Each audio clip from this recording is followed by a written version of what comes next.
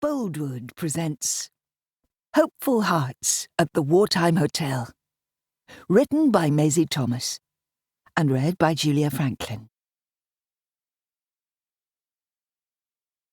Chapter 1, March 1942.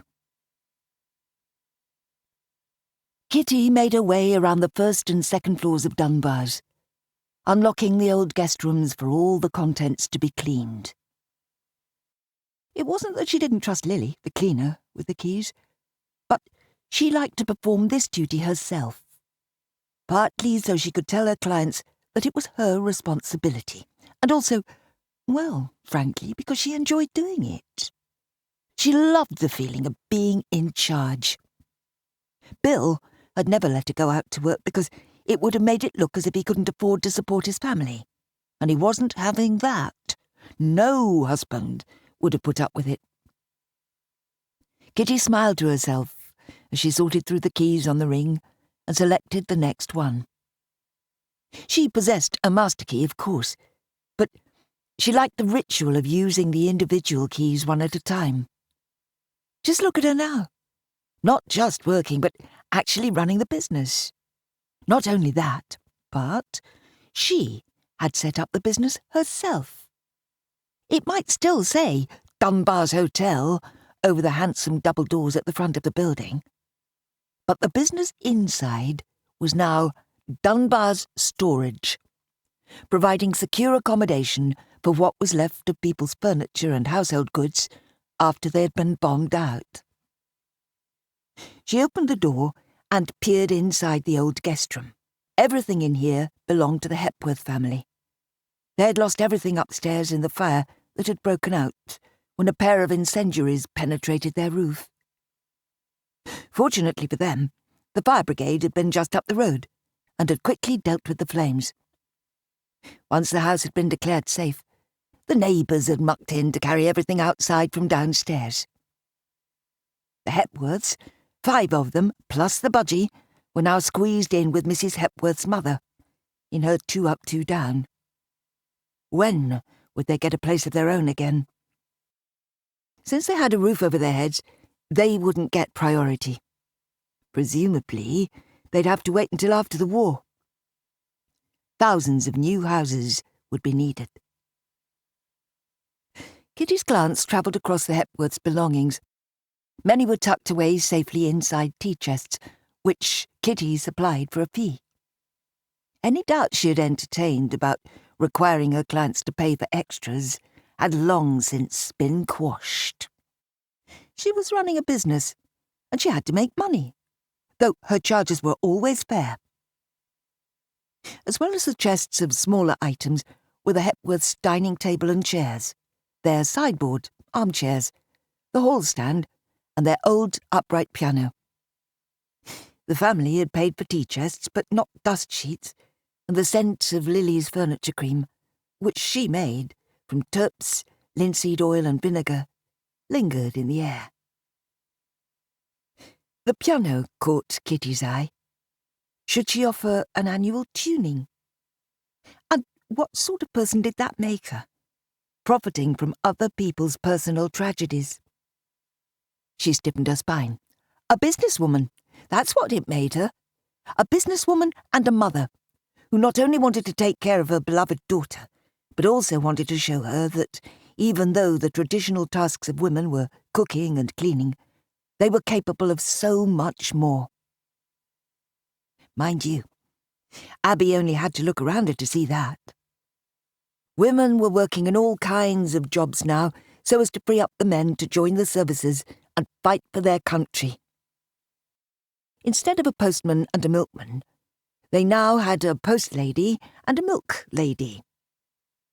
Kitty had made a journey by train the other day, and the ticket office clerk, the ticket collector, the station porters, the train guard, and even the ticket inspector had all been women.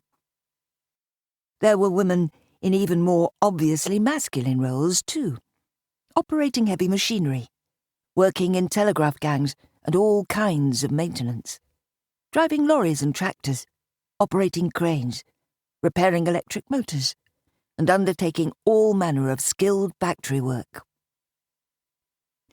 On top of that, there was also the splendid work done by the WVS, the Women's Voluntary Service, of which Kitty was a proud member. Lily was too, and so was Beatrice Inkerman, Kitty's dear friend, who also lived here in Dunbars. The WVS did all kinds of work. During air raids, they were in the thick of it, driving their mobile canteens to the worst-hit areas, providing sandwiches, cigarettes, and numerous cups of tea to civilians, ARP wardens, rescuers, and firemen. They staffed the rest centres where bombed-out folk went for help and information, as well as a change of clothes and some toiletries. And they provided more day-to-day services than you could shake a stick at. Advice centres, clothing exchanges, mobile laundries, friendship clubs for foreign servicemen, knitting and sewing circles, jumble sales, toy collections at Christmas. Basically, if you needed something doing, you just asked the WVS, and it got done. They even made camouflage nets for the army. Before Kitty had finished unlocking all the doors, Lily appeared, carrying her housemaid's box with its brushes, cloths, and polish. Lily was a sweet girl, and Kitty's heart ached at the thought of what she had to go through at such a young age. She looked better now than she had when Kitty had first known her. She could still do with more flesh on her bones, but her blue eyes had lost that bleak look. Mind you, it was anybody's guess whether she was actually feeling better. Lily kept her cards close to her chest. "You're quick off the mark," Kitty said. "I haven't unlocked everywhere yet." "Being prompt is part of the job," Lily said. "Don't tell me," Kitty smiled. "It's the Dunbar way." Lily smiled back. "Funny you should say that." Lily had started working at Dunbar's Hotel as a 14-year-old school leaver and had been trained in the Dunbar way by Mrs. Swanson, who used to be the housekeeper. Kitty felt a stab of regret. Telling the loyal, hard-working staff that the hotel would have to close and that they must look for new jobs had been one of the most upsetting things she had ever been called on to do. The only consolation was that in wartime there was work for everyone. Leaving Lily to get on, Kitty unlocked the rest of the rooms, then returned to the family flat, where she lived with Abby. It had been a rather grand set of rooms when Bill's late Uncle Jeremiah and Cousin Ronald had lived in it. Now it was sparsely furnished, and Kitty tried not to dwell on that distressing day when the bailiffs had descended on Dunbars. She had begged them to leave Abby's bedroom intact, and they had. Not out of kindness to a child, but because they had gathered items to the necessary value by stripping the rest of the flat, the guest bedrooms, and the residents' sitting room and dining room. Honestly, Kitty could have crowned Bill for that. But what had started as a disaster had ended as a success, namely Dunbar's storage. The bailiffs hadn't needed to touch the staff accommodation on the 3rd floor, thank heaven. Lily's room was up there, and Kitty had given Beatrice 2 rooms after she was thrown out by her landlady. From the remaining rooms, Kitty had scraped together sufficient bits and pieces to make the family flat vaguely respectable. Truth be told, she, Beatrice and Lily spent a lot of time together clustered around the big table in the basement kitchen that had once served the hotel. They sometimes had to watch what they said because Abby liked nothing better than to sit there with her ears flapping. With her 14th birthday coming up next month, she was at that age when grown-ups' conversation was of consuming interest. In the flat, Kitty titivated her dark hair. It was cut in a page boy style, which she curled using rollers and sugar water. The curls at the sides she wore scooped away from her face, while those at the back curled underneath in a plump roll, just above her shoulders. She already had on her green WVS uniform. Many women were in a position to purchase only the hat, say, or just the skirt. But that hadn't been good enough for Bill. Oh no, he just had to buy the whole lot for Kitty, hadn't he? "I want you to have the very best," he'd said, the same as he'd said every other time he'd spent money he shouldn't have parted with. He always made out that he did it to please her, but really, he did it to please himself. Kitty was due to work at the British restaurant that morning, which could well mean peeling her way through a mountain of potatoes or carrots. But when she got there, she was put on pudding duty, helping to assemble and bake scores of bread puddings and cheese muffins. "What's on the menu today?" she asked the head cook. "Lentil and parsley soup or carrot croquettes to start. Then curried cod or veg casserole and herby dumplings. You know about the puddings. For tea, there's going to be kedgeree or macaroni cheese. Then potato scones or fruit shortcake." Kitty nodded. Members of the public could have 2 courses plus a hot drink for less than £1, which was very good value. And all the meals were nutritious. Many people were eating better in wartime than they ever had before. The same could be said for school dinners. As she worked on the dinner-time puddings, Kitty reflected on how good it felt to have things back to normal, weather-wise, after the dreadful conditions earlier in the year. For 3 whole weeks, the entire country had vanished under several feet of snow. Temperatures had plummeted, and the residents of Dunbars all slept wrapped up in blankets in front of a low fire in the family flat, so as to save fuel. Numerous buildings had suffered burst pipes, and Kitty had read desperately all through her insurance policy to see if she was covered should her client's belongings fall victim to water damage. She, Abby, Beatrice and Lily had turned on the taps regularly, day and night, to keep Dunbars safe from burst pipes. Outside, the snow had been so deep that channels had needed to be dug for people to walk anywhere. And these channels had needed to be dug again and again with every fresh snowfall. Trying to get anywhere by public transport took forever and a day, and everybody knew somebody who'd had to get off the bus in order to help dig a path for it. In the countryside, the RAF had dropped food parcels to villages that were cut off, and to people stranded for days on end on trains that were blocked in. After 3 long weeks of agonising cold, the snow had let up. The thaw had brought its own problems, but at least the end had been in sight. Now, after finishing her shift, Kitty hurried back to Dunbars. Ideally, she'd arrive home before Abby got in from school, but today wasn't going to be one of those days. She ran up the steps and let herself in. Lily was passing through the foyer. "She got back 20 minutes ago," she said without being asked. "She's fine." Kitty grinned. "Just when I could have done with her stopping to play on a bomb site." "Your sister's here too," said Lily. "I tried to get her to come down to the kitchen, but she said she is family." "It's perfectly all right for her to go up to the flat," said Kitty.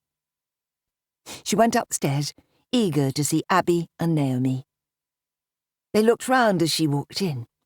They were both fair-haired, but Abby was dark blonde, while Naomi's fairness was starting to fade.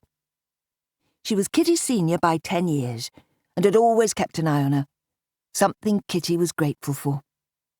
Naomi was the person she trusted most in the world. Kitty's heart melted at the sight of her daughter, but she couldn't have a proper conversation with Naomi while Abby was here. "Have you got any homework?" Kitty asked. "Only spellings," said Abby, "and I already know them." "She does," Naomi confirmed. "I've been testing her." "Then you may go out to play," Kitty told Abby. "Don't be late back for your tea." Abby kissed her and Naomi and departed. "I'm so lucky to have her at home," Kitty said as the door closed. "It's a double-edged sword," Naomi replied. "You must curl up with guilt every time there's an air raid." That hurt, but Kitty knew her sister meant well. Anyway, it was true. Yes, I do. But I also remember how it felt when she was evacuated. Once we brought her home, we knew we could never send her away again. I'm not criticising, Naomi said. All the mothers of servicemen know exactly how it feels to have their children away from home. She gave a rueful smile. No matter how old they are still your babies. Kitty touched her sister's hand in a gesture of sympathy. Naomi and Derek had 3 boys, who'd all joined up as soon as war had been declared. I know how awful it sounds, said Naomi, but I wish they were married. They're nowhere near old enough to support wives and families, Kitty said, in surprise. I know, Naomi agreed. Leaving the war out of it, I'd have been appalled if one of them had wanted to get married so young, but as things are, I would have loved a daughter-in-law or 2, and maybe even some babies, just so I could feel my family hasn't vanished off the scene. You still got Derek, Kitty said gently. Naomi's husband was a telephone engineer, and from the summer of 1940 until the start of this year, he'd spent much of his time restoring communications after air raids. You're lucky to have him. Naomi sighed. I know that as well, she smiled. I've got my dear husband, and you've got your darling daughter. I was thinking earlier today about how I want my setting up and running my storage business to set a good example for her, said Kitty, so she'll know what women are capable of. But I also want her to keep her adoration of her father. They mean the world to one another, and I would never want to take that away. Even though you sometimes think Bill doesn't deserve it, Naomi said, hitting the nail on the head. Family matters can be complicated, said Kitty. She brightened. I'll tell you something I'm grateful for. The way Beatrice, Lily and I have grown so close through living together. We all help one another, and they both love Abby. Emotion enriched her voice. We've become a sort of family. Up went Naomi's eyebrows. Really? In fact, not a sort of family, Kitty realised, just a family. Oh, said Naomi. Too late, Kitty saw that her sister felt snubbed, drat. All she'd ever had from Naomi was support, and now she'd managed to upset her. I never meant to suggest— Suggest what? Naomi asked, her tone light. There's no earthly reason why you shouldn't have friends. She sounded amused. I'm just surprised to hear you refer to them as your family. I didn't mean to suggest they're anything like as important as you are, Kitty said quickly. They mean a great deal to me, but you mean more. You've always looked after me. A big sister's duty is never done. And a little sister never stops being glad of it, Kitty answered sincerely. You know how much you've helped me. Just think of all the years when I was worried sick about Bill's spending. Not even Mam knew about that. Naomi nodded, mollified. Kitty still felt impelled to make amends. You've always been the one I turned to, Naomi. And I want to tell you something that must be kept a dead secret. Naomi's blue eyes widened. Has Bill done something? No, I did it. Kitty drew in a breath and said quietly, I got him called up. Naomi leaned closer. You did what? If he'd stayed here to run the hotel, he'd have bankrupted us. I knew that, and so I secretly added his name to the Congreve's call-up sheet. You got him sent away, breathed Naomi in a wondering tone. For all the good it did, Kitty said dryly. No sooner was it gone than the bailiffs turned up and the hotel ended up closing. Why didn't you tell me before? Naomi asked. I don't know. I was ashamed, I suppose. Ashamed of being married to a man who can't be trusted with money. But I had to do it, Naomi. You do see that, don't you? I also felt dreadful for sending away Abby's daddy. She worships him. I know she does. Do you forgive me for not telling you? Kitty asked. It was such a huge secret that I didn't dare say a word, but I've told you now, because you are my sister. However close I am to Beatrice and Lily, I will never be closer to anyone than I am to you. Chapter 2. It would have been all too easy to wish it had never happened. Easy, but superficial. While there were some things Lily Chadwick might willingly have obliterated from her past, she could never regret Toby. Her heart creaked at the thought of her precious, short-lived son. Losing him had ripped her heart straight down the middle, but she could never wish him out of her life. Holding him, that first time, had changed her forever. It had turned her into a mother. And as she had discovered, that didn't stop, even when you no longer had a child. That was the difference between being a mother and being a wife. You could stop being a wife. She and Daniel had been deeply in love at one time and had truly believed they were destined to spend the rest of their lives together. But Toby's death had blown them apart. No, that sounded as if it had been a fierce and dramatic process, full of passion. And it hadn't been that way at all. Far from being fiery, it had been as if ice had descended, creating a wall between them. They could still see one another through the ice, through the despair, but they were forever separated. Would it have been different if Daniel had been on dry land when Toby had died? But he hadn't been, and it was useless to wonder. He was in the merchant navy, braving the dangers of the Atlantic crossing to bring essential supplies from Canada and America to war-torn Britain. And he had been at sea, not just at the time of Toby's birth and death, but also for some time afterwards. Lily had never needed anyone more than she had needed Daniel at that time. But she'd been forced to face her agonizing grief on her own. She had hated Daniel at times, because he had no idea what had happened. In his imagination, he was the father of a new baby, and he was happy and excited at the thought that he would meet his son or daughter when he finally returned to England. Lily would have given 10 years of her life if she could have lived in a similar state of ignorant joy. If she could have occupied a world in which all was well and life was filled with hope. Then, Daniel had come home to the news that the child he had dreamed of had been born with a heart defect and had slipped away. Daniel's shock and grief had been too much for Lily to bear.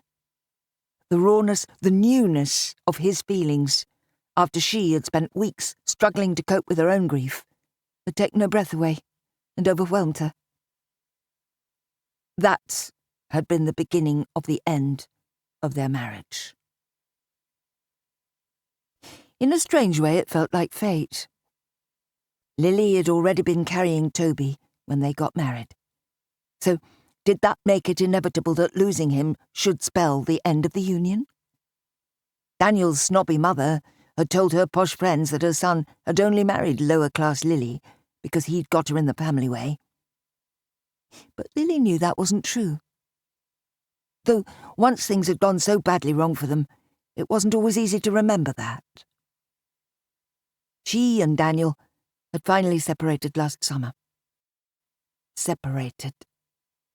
It might sound sensational, but it hadn't been, because they hadn't been living together at the time. No suitcases had needed to be packed. Neither of them had had to rush about, calling in favours, seeking a fresh billet. No doors had been slammed, no voices raised. Neither of them had been obliged to deregister with one butcher and re-register with another. Instead, they had simply dropped away from one another. Daniel had been living at his parents' house, which was still his home. and Lily had long since moved back to Dunbar's, the hotel where she had worked ever since leaving school. Though it wasn't a smart hotel now, but a storage facility, thanks to the initiative and imagination of Kitty Dunbar.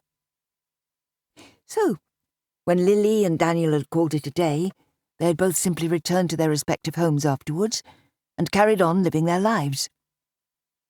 Daniel had gone back to sea soon after that, which had left Lily feeling, well, she didn't want to think about that. There was no point. That part of her life was over, and the sooner she got used to it, the better. Daniel had come to see her in the early autumn, when he had returned from the Atlantic crossing. By then, the air was developing a crisper edge, and the early morning sun was lower and dazzling in the sky. But the leaves had not yet started to turn. "How are you, Lily? Are you all right?" She had nodded, too surprised and unsettled by this unexpected encounter to think what to say. He had nodded, pressing his lips together as if he couldn't find any words either. Tears had risen in the backs of Lily's eyes. He had come to see her. Might this mean... Daniel cleared his throat. "I just wanted to tell you that you'll continue to receive your allotment from my wages." Lily had stared at him. Was this why he'd come? To reassure her about money? After everything that had happened, did he think the money mattered? "It's only right when you think about it," Daniel added, discomfort clouding his hazel eyes. "Is it?" Lily challenged him. Instinctively, she took a step backwards, wanting to distance herself from this situation. "I don't need your money, Daniel. I've got a job, and I get my bed and board thrown in. It isn't necessary for you to provide for me." Rebuffed, he said, "Yes, it is. After everything you've been through, I wouldn't ever want you to find yourself in the position of worrying where the next few bob's coming from." Forestalling her, he added, "I'm just offering you a small piece of security, Lily. It's the very least I owe you. Please, don't throw it back in my face." Before she could gather together the words to frame a reply, he had departed, leaving her feeling churned up. "It got me all riled that he seemed to think the money matters to me," she had said in the basement kitchen to Kitty and Beatrice, having first made sure that young Abby wasn't there to overhear. To start with, Lily had called the two women Mrs. Dunbar and Miss Inkerman, as was appropriate, given that they were respectively about 15 and at least 25 years older than she was. It had taken young Abby to point out that such formality wasn't right, seeing as how they were all supposed to be living together as a family. Abby was allowed to call Miss Inkerman Auntie Beatrice, and she used Lily's first name, as Lily was like a big sister to her. Mrs. Dunbar and Miss Inkerman were on first-name terms too, which had made Lily the odd one out when she observed the proprieties. It had finally been agreed that Lily would use the other women's first names in private and call them by their titles and surnames in public, which was the same way they treated one another. "I'm sure he doesn't think that," Kitty had said in reply to Lily's remark about Daniel wanting to give her part of his wages. "In any case, even though you are separated and the marriage is over, you are still legally married. I expect this is his way of fulfilling his obligations. He'd be a pretty poor sort of creature if he did anything less." Fulfilling his obligations. Was that what she was now? An obligation. Lily felt annoyed all over again. "Anyhow, I don't care about the money," she said obstinately. "Look at you," Beatrice said dryly, though not unkindly. It's only folk who know their position is secure who can afford not to care about money. When I lost my job and my home, I was frightened out of my life, I don't mind telling you." Lily felt an urge to give Beatrice a hug, but she kept her hands to herself. "I'm glad you found a home here at Dunbar's. And I know I'm being unreasonable. It just rattled me to see him, that's all." If it had rattled her to see Daniel, it positively discomposed her when his mother had a go at her a few days later. Lily was on WVS duty at the time, serving in the British restaurant on Market Street, where many of the big shops were, when, oh glory, Mrs. Chadwick and her friend Lady Ingrid Campbell walked in, each of them carrying a shopping bag. Mrs. Chadwick's was made of cloth, her friend's of wicker.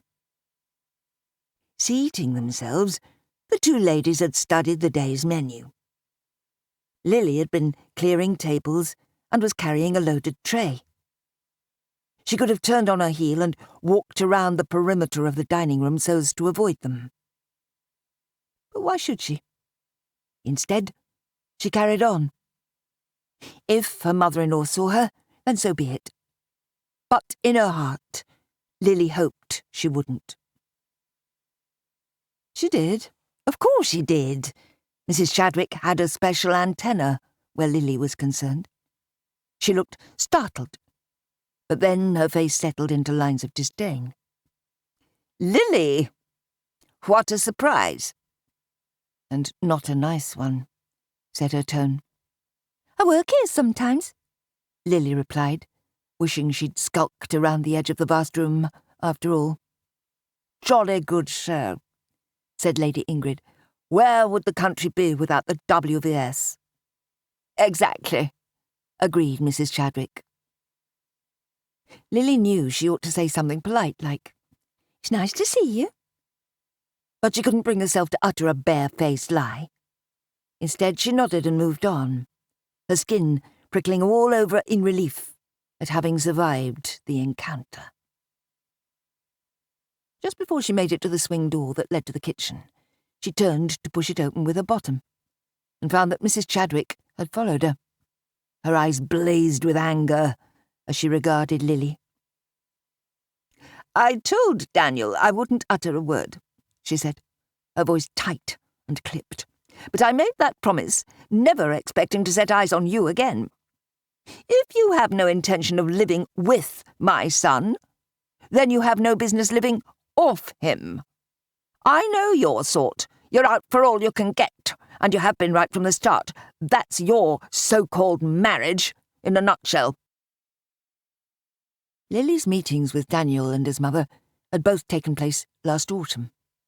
She hadn't seen either of them since, which suited her just fine, especially where Mrs. Chadwick was concerned. That barb about being out for what she could get had hurt. It was so unfair. Lily had never viewed Daniel as a meal ticket. To her, he had been the handsome, caring young man she had instantly fallen for. But his mother was never going to believe that. Well, let her think what she wanted. There was nothing Lily could do about it. Now, on a chilly, cloudy day in March, Lily was due to spend the morning on WVS duty. "What will you be doing?" Abby asked her at the breakfast table. Lily gave the child a wry smile. "I believe two of us are on knit duty." Abby pulled a face. "Knit?" Her tone expressed deep disgust. "Knits haven't gone away just because there's a war on," Beatrice pointed out. "I haven't been on knit duty before," said Lily, "and I really could do with somebody to practice on." She eyed Abby innocently. "Can I have a good old riffle through your hair?" She made a pretend lunge for the girl. Abby squealed and almost tumbled off her chair in her effort to duck. "That's enough of that, thank you," said Kitty. "The table isn't the place for horseplay." But the words were spoken with a smile. Lily knew how much Kitty appreciated the family atmosphere in Dunbar's, which was of such benefit to Abby. Lily could understand that. An orphan herself, she had been brought up by her uncle and aunt Aunt Nettie had always put the children first, something Lily had never questioned. It was only now, having been a mother herself, that she understood the powerful urge that made mothers do this. In that instant, the loss of her son swept over her as if it were brand new. She looked at her palms so the others wouldn't see the despair in her eyes, as, heart-thumping, she rode out the moment. After breakfast, it was her turn to clear away. Then, she got ready to go knit hunting in one of the local elementary schools. She was to accompany Mrs. McCartney, who immediately declared herself to be an old hand at it. "And if anyone's upset at having knits, tell them knits prefer clean hair," said Mrs. McCartney. "That might stop the other children being mean." Lily braced herself for a morning she wasn't exactly looking forward to. If her Toby had lived, she would never have let him catch knits. Then again, Toby alive and infested would have been infinitely preferable to reality. At the end of the knit session, Lily caught a bus to visit Aunt Nettie. She and Uncle Irwin had taken Lily in when she'd needed it most. Even though they had very little themselves, they'd welcomed her warmly, and she became a big sister to their own 5. She'd lived with them, all squashed together in their 2 up, 2 down, until she went to live and work in Dunbar's. Aunt Nettie opened the door to her, her eyes brightening with pleasure at the sight of her niece. "Come in, chick. Come straight from the WPS, have you? Let me pop the kettle on and you can tell me what you've been up to." Soon they were sitting together in the small parlour with its worn furniture. Tea and homemade ginger biscuits sat on the table in between them. Lily told her aunt about knit duty. "I was told to tell anyone with knits that they only like clean hair. You know, to spare their feelings." "And did it work?" Lily smiled. "Sort of. The first lad with knits was a scrawny little Herbert with scabby knees." "A real boy," said Auntie Nettie. To her, a real boy was a tearaway, and a real girl was a docile housewife-in-waiting. When the others twigged this one had knits, the other boys in the line nudged one another and whispered, and some of the girls pretended to shrink away. So I tried to put the lid on it with the line about clean hair. "Didn't it work?" "It did, but not in the way it was meant to," said Lily. "The lad gave me a huge gappy grin and said, 'Oh, good, I'll tell me mum I'd better not wash ever again.' We came close to having bedlam once that idea spread down the line." Auntie Nettie laughed. "I can imagine our Harry, or our Roy, trying to pull that one." "How are they?" Lily asked. "Dying to leave school and join up." "They do know they can't join the army at 14, don't they?" "I keep telling myself it'll all be over long before they're old enough," said Auntie Nettie. "Goodness, I hope so," said Lily. But Toby had died, and that meant anything could happen. "Look." She picked up the cloth bag she'd put beside her chair. "I got these off the market. I thought they'd do for the girls." She produced a pair of cotton dresses and held them up. One was blue gingham, the other green with white daisies. "They're lovely," Auntie Nettie exclaimed. "Thanks, chick. The girls will be chopped to bits. You're so generous, Lily, but you don't have to keep turning up here with gifts, you know." "I know," said Lily, "but I like to. You and Uncle Irwin have always been so good to me, and now I'm in a position where I can give something back." "Oh, aye. She must pay you well, that Mrs. Dunbar." Lily bit her lip, then decided to come clean. "I still get money from Daniel's wages." "You what?" said Auntie Nettie. "Does he know?" That surprised a laugh out of Lily. "Of course he does. Don't be daft." "Well, I don't know." Auntie Nettie shook her head, looking perturbed. It's a rum do, if you ask me. Does this mean you've called an end to the separation and you've gone back to being married?" Heat flared in Lily's cheeks. "No, we're still separated, but Daniel's a decent man, and he wants to do right by me." "I don't call walking out on you doing the right thing." "It was what we both wanted." Did that make it sound as though there had been lots of discussions and decision-making? It hadn't been that way at all. It was as if the situation they were in had taken on a life of its own, and somehow become stronger than they were. Or was that a feeble way of trying to evade responsibility? "What you both wanted, my eye!" Auntie Nettie didn't often get vexed, but her expression was pinched as she tapped the arm of her chair with her finger. "Times were when you couldn't have just called a halt to being married. Times were when couples stuck together through thick and thin. Folk are saying there are going to be plenty of divorces after the war, and I suppose you'll be one of them. Your poor mother would be that ashamed." "Are you ashamed?" Lily asked, in a small voice. "Well, I do ask myself how I'm going to explain it to the children," Auntie Nettie answered. "You are their big sister, as good as, and they think the world of you. I don't want them growing up thinking that divorce is somehow acceptable. You've got a lot to answer for, our Lily." Chapter 3. During a dinner break, Beatrice popped into Ingleby's on Market Street. Ingleby's was a large establishment that had been there for decades. Unlike Paulden's, it hadn't been hit by a high explosive. Even so, the war was evident in the lack of goods available for purchase, just the same as in every other shop all over the country. Beatrice sighed inwardly. There were some shops that were real landmarks, not just on the street, but possibly more importantly, in people's lives. For her, Ingleby's was just such a one. She imagined that many Mancunian home dressmakers must feel the same.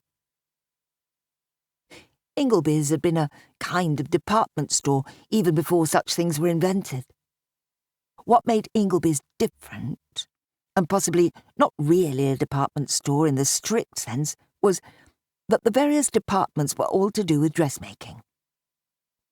While there was nothing unusual in finding haberdashery and drapery under the same roof, Ingleby's had always had an accessories department, offering gloves, belts, handbags, scarves, capes, and other items to enhance the garments their customers made.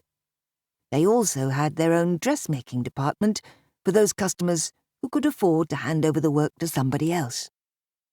Though that department had been given over to war work. After several months of churning out blackout curtains, it had moved on to uniforms. The other big change that Ingleby's had seen dated back to early in the century, when they had, as Beatrice's late mother had once put it, jumped on the ready-mades bandwagon. Ready-mades was the old name for clothes that were made in certain sizes, which seemed normal now.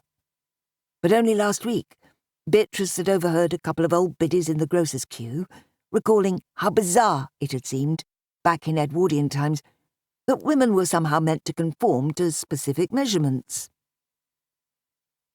Beatrice had come to buy darning wool and a reel of cotton. These things weren't on ration as such, but, as with all everyday items, they were in short supply. And it was normal for shopkeepers to limit how much a customer could purchase so as to eke out the stock for as long as possible, and also to prevent hoarding. Everyone scorned hoarders. After making her purchases, Beatrice spent a few minutes wandering around. She didn't have long because her so-called dinner hour was actually 30 minutes. But coming to Ingleby's had always been a treat for her. She'd never in her life had much money to spend, and certainly none to fritter. But she'd always enjoyed browsing. Her education had been patchy at best, because of constantly being kept home from school to look after her sickly mother, and their home. That had led to a couple of dead-end jobs. And then she had become an inco lady, an incontinence lady, delivering adult-sized nappies to families taking care of an infirm or invalid person who lacked the basic dignity of being able to control their bladder or bowels, or, in the most distressing cases, both. Being an inco lady was an important and necessary job, but the fact remained that it wasn't exactly something that people queued up to do. Beatrice still felt a twinge of shame when she recalled how gladly she had left the post last summer, though the reason she left had been because of a wonderful new opportunity that had unexpectedly come her way. After pausing to look at a board on an easel, advertising make, do and mend classes, she walked slowly around the accessories department. Many of the items these days had been made from what remained at the end of a bolt of fabric, after all that could be sold had been. Beatrice thought of the ranks of seamstresses in the sewing room. After a week of churning out uniforms, was it a treat for them to make simple needle cases, pin cushions, and decorative flowers to pin on hats? A little flash caught her eye. Silver? No, metal. She stepped closer. A dainty pair of scissors, not for embroidery, but manicure scissors, proper ones with gently curving blades. Next to the scissors lay a pair of tweezers, a nail file, and a nail buffer. Beatrice turned to a middle-aged assistant in a plain black dress with white collar and cuffs, who was standing nearby, ready to help. "Are these new?" she asked, hearing the wonderment in her tone. It was like discovering treasure. "Yes, madam. Ingleby's does not deal in second-hand goods, especially not when the item is something as personal as a manicure set." "Then why hasn't it been snapped up?" Beatrice asked. The assistant smiled, not a wide, friendly smile, but a discreet, professional one. "Because it only went on display 10 minutes ago. I put another set out early this morning, and it was sold almost at once." "I'm not surprised," said Beatrice. She bent closer to see the little white label, knowing even as she did so that the price didn't matter. She didn't care how expensive it was. She had to have it, not for herself, but for Abby. What a magnificent birthday present. Abby was going to be 14, just the age to appreciate a grown-up gift like this. "I'd like it, please," she told the assistant. "Thank you, madam. I have to point out that this set is incomplete. There ought to be a pouch or a case to hold the pieces." "That doesn't matter, I can soon make one." And that would add a personal touch to the gift. Beatrice felt a little flutter of pleasure. But it was instantly followed by anxiety. The only thing is, I don't have enough money on me at the moment. "If madam would care to write a cheque." Goodness. Did she look like the sort to carry a chequebook around with her? "Could you please put it on one side for me while I go home and fetch the money?" The assistant looked doubtful, as well she might. It wasn't as though she was going to have any trouble selling this pretty little item. "I haven't got far to go," Beatrice said quickly. "I know most folk don't live in town, but I do, on Lily Street, in Dunbar's. Maybe you've heard of it." "Everybody has heard of Dunbar's." The woman looked wistful. "When I was a child, my godmother used to take me there for afternoon tea as a special treat. Their Victoria sponge melted in the mouth." She looked at Beatrice. "I thought Dunbar's had stopped being a hotel." "It has. It's a storage place now. You know, for when folk are bombed out. I live there with Mrs. Dunbar and her daughter. If you'll put this behind the counter for me, I'll hurry straight there and back." The assistant nodded.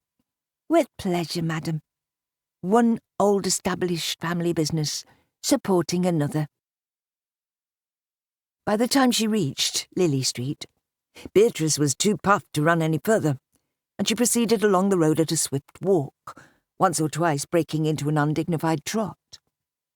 She mounted the steps to Dunbar's handsome double doors. No one passing by for the first time would ever imagine that this wasn't a hotel any longer. One of the stipulations laid down by the corporation at the time when the storage business was set up was that Dunbar's had to appear from the outside to be as it had always been, so as not to lower the tone for the other hotels in the street. Beatrice let herself in, calling, "Only me!" in case Kitty or Lily heard her. She hurried up the stairs all the way to the third floor, where the former staff accommodation was. Lily had a bedroom here, and wanted nothing more, while Beatrice had both a bedroom and a small sitting room, which was a grand name for a simple room with a chintzy armchair that had seen better days, a set of shelves, a cupboard, and a table and chair. It might not be much by many folks' standards, but to Beatrice it represented security, friendship, and a bright future.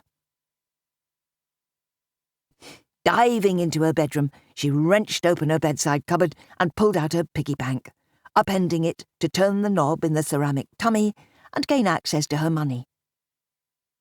After taking what she needed, she set off down the stairs again. Kitty had appeared in the spacious foyer. With her was her sharp-eyed mother-in-law, Mrs. Ivy Dunbar. "Sorry, but I can't stop." Beatrice's breath emerged in a series of tiny gasps. "I'm in a tearing hurry." "So I see," said Kitty. "Anything I can do?"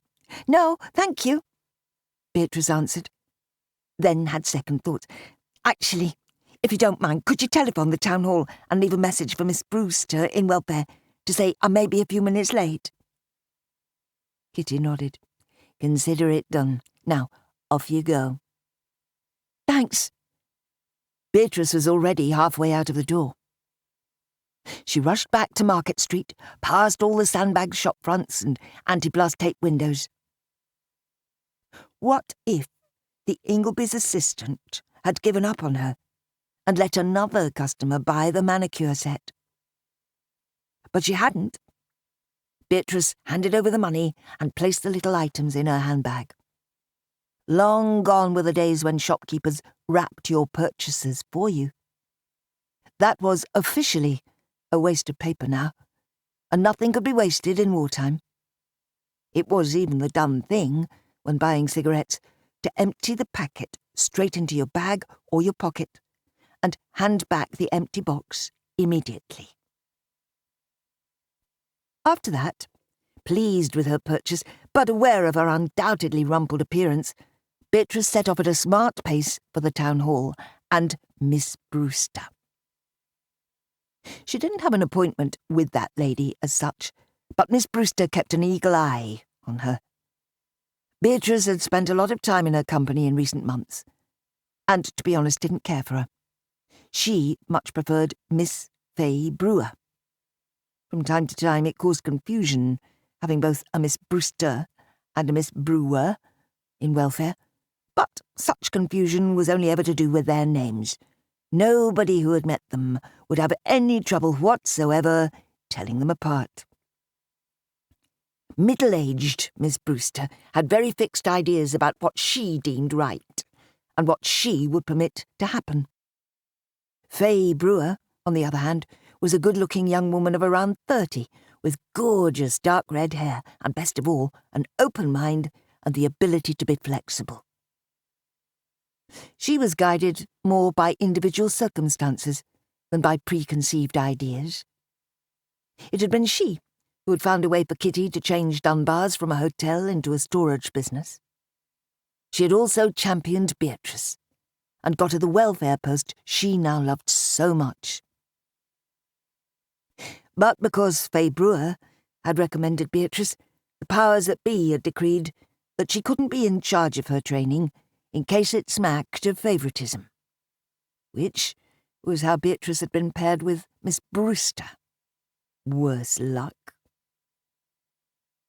Beatrice made her way to Miss Brewster's office. The other people who worked in welfare occupied shared offices, but Miss Brewster had a room of her own. It wasn't large, but it evidently afforded her the privacy she preferred. Apparently, she had appropriated the room at the beginning of the war, when a number of officers were to be reassigned.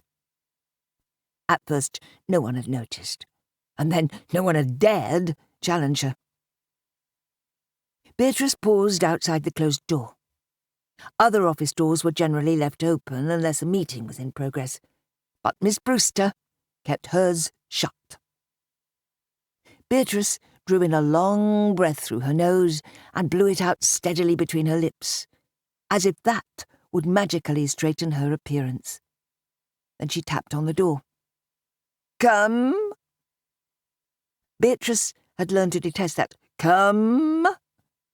"Come in" would have been friendly. "Come" sounded like Miss Brewster was summoning a dog.